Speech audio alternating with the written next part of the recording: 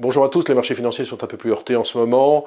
Il faut dire qu'il y a notamment des inquiétudes du côté de la Chine avec des statistiques économiques chinoises qui sont moins fortes que prévu. Vente de détail plus 2,5%, production industrielle plus 5,3%. Sur le mois d'août, c'est inférieur aux attentes. Et puis en Chine, il y a le problème Evergrande. Vous savez, c'est le numéro 2 de l'immobilier en Chine.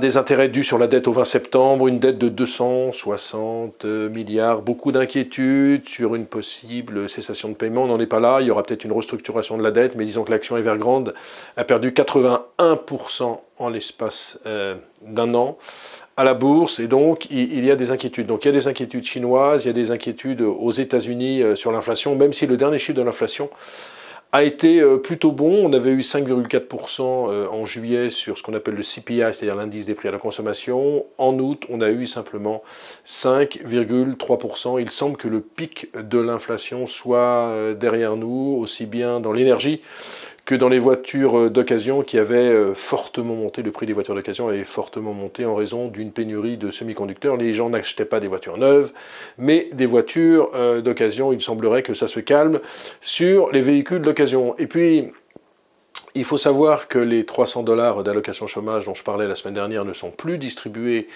aux chômeurs américains, et donc ça va plutôt dans le bon sens. Alors ça va pas plus dans le bon sens des chômeurs bien évidemment, mais ça veut dire un petit peu moins de consommation, et donc s'il y a un petit peu moins de consommation, il y a un petit peu moins d'inflation. De toute façon, il y a une dichotomie parce que les économistes s'inquiètent certains de l'inflation, mais quand vous regardez les taux longs américains, vous vous rendez compte qu'il n'y a pas l'ombre d'une inflation sur les taux longs américains, puisqu'on est sur des niveaux de 1,29%, on est au plus bas depuis plus d'un mois, et des taux longs bas, ça veut dire qu'il n'y a pas de crainte d'inflation. Aujourd'hui, je vais vous parler d'une valeur dont je vous ai peu parlé depuis des années, c'est Orange. Alors Orange, on connaît très bien la téléphonie Orange, les télécoms, c'est un titre qui a beaucoup de mal, qui perd 3,4% depuis le début de l'année, en dépit d'un rendement de 7,3%. Il faut dire qu'il y a un désamour très important entre les marchés financiers et le monde des télécoms.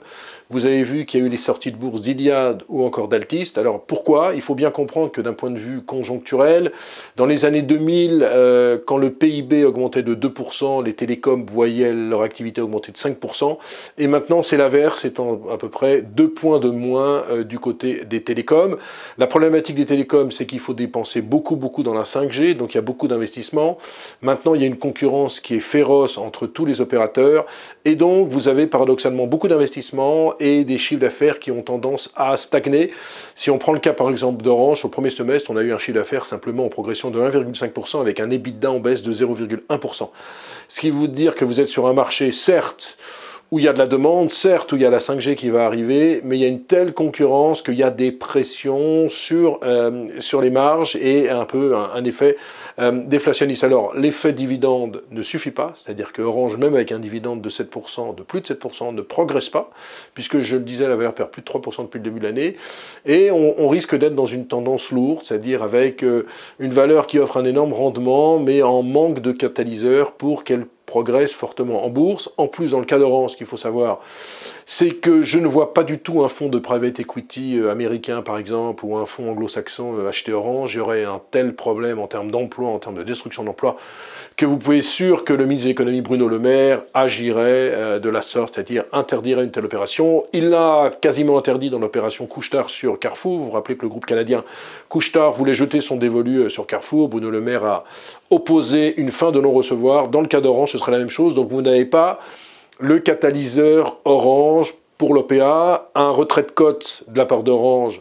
Il n'y a pas non plus de chance qu'on en soit là, et donc ça veut dire que les raisons d'acheter Orange sont assez faibles, si ce n'est ce dividende, et c'est pour ça que l'action fait moins bien que l'indice depuis des années, et Orange, j'ai franchement pas envie de mettre la valeur en portefeuille dans PEA, parce qu'il n'y a pas du tout de catalyseur à la hausse. Voilà, excellent week-end, excellente semaine à vous.